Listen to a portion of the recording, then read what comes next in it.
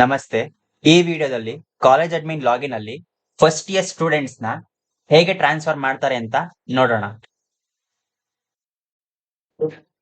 ಯಾವ student transfer ಆಗ್ಬೇಕು ಅನ್ಕೊಂಡಿರ್ತಾನೋ ಅವನಿಗೆ ಟಾರ್ಗೆಟ್ ಕಾಲೇಜ್ ಕಡೆಯಿಂದ ರಿಕ್ವೆಸ್ಟ್ ರೈಸ್ ಆಗ್ಬೇಕು ಫಸ್ಟ್. ಈಗ ಟಾರ್ಗೆಟ್ ಕಾಲೇಜ್ ಅಡ್ಮಿನ್ ಲಾಗಿನ್ ಅಲ್ಲಿ ಅಡ್ಮಿಷನ್ ಮೇನ್ ಮೆನು ಅಲ್ಲಿ ಫಸ್ಟ್ ಇಯರ್ ಟ್ರಾನ್ಸ್ಫರ್ ಅಲ್ಲಿ ಕ್ರಿಯೇಟ್ ರಿಕ್ವೆಸ್ಟ್ ಕ್ಲಿಕ್ ಮಾಡಿ.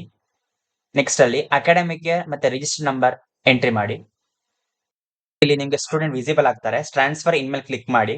ಈಗ ಸ್ಟೂಡೆಂಟ್ ಗೆ OTP ಹೋಗಿರುತ್ತೆ, OTP ಎಂಟರ್ ಮಾಡಿ. ನೆಕ್ಸ್ಟ್ ವೆರಿಫೈ OTP ಮೇಲೆ ಕ್ಲಿಕ್ ಮಾಡಿ. ನೆಕ್ಸ್ಟ್ ಸ್ಟೂಡೆಂಟ್ ನ ಯಾವ ರೀಸನ್ ಗೋಸ್ಕರ ನೀವು ಟ್ರಾನ್ಸ್ಫರ್ ಮಾಡ್ತಿದ್ದೀರಾ ಅನ್ನೋ ರೀಸನ್ ನ ಎಂಟರ್ ಮಾಡಿ.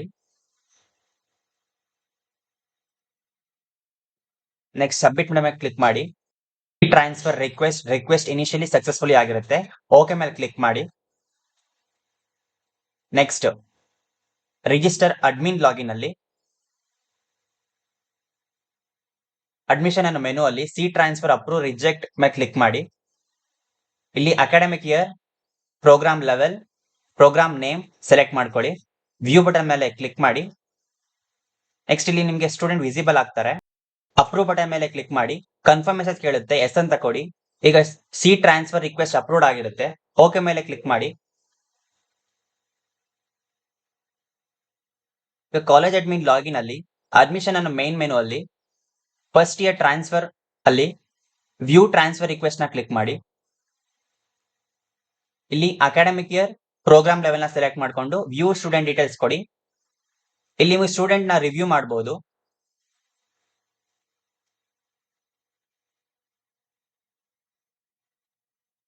ನೆಕ್ಸ್ಟ್ ಬ್ಯಾಕ್ ಬಂದು ಇಲ್ಲಿ ಮತ್ತೆ academic year, programme level select ಮಾಡ್ಕೊಳ್ಳಿ. ಇಲ್ಲಿ ನೀವು ಕಂಪ್ಲೀಟ್ ಟ್ರಾನ್ಸ್ಫರ್ ನ ಮಾಡಬಹುದು. ಇಲ್ಲಿ programme level, programme name, discipline, language 1 ಯಾವುದು, ಲ್ಯಾಂಗ್ವೇಜ್ 2 ಯಾವುದು ಅಂತ ಸೆಲೆಕ್ಟ್ ಮಾಡ್ಕೊಳ್ಳಿ. ನೆಕ್ಸ್ಟ್ ಯಾವ ಸೆಮಿಸ್ಟರ್ ನ ಸೆಲೆಕ್ಟ್ ಮಾಡ್ಕೊಳ್ಳಿ. ಅಡಿಷನಲ್ ಫೀಸ್ ಬೇಕಿದ್ರೆ ಎಸ್ ಅಂತ ಕ್ಲಿಕ್ ಮಾಡಿ, ಬೇಡ ಅಂತ ಅಂದ್ರೆ ನೋ ಅಂತ ಕ್ಲಿಕ್ ಮಾಡಿ. ನೆಕ್ಸ್ಟ್ ಸಬ್ಮಿಟ್ ಬಟನ್ ಮೇಲೆ ಕ್ಲಿಕ್ ಮಾಡಿ.